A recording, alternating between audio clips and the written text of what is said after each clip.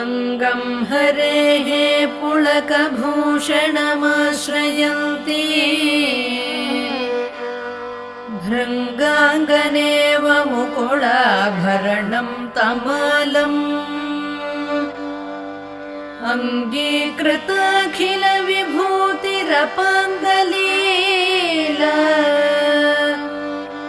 माङ्गल्यदास्तु मम मङ्गलदेवतायाः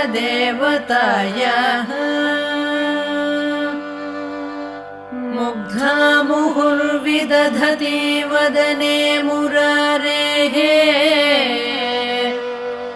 प्रेमत्रपा प्रणिहितानि गतागतानि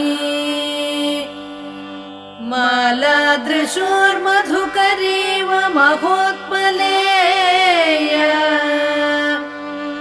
सा मे श्रियं दिशतु।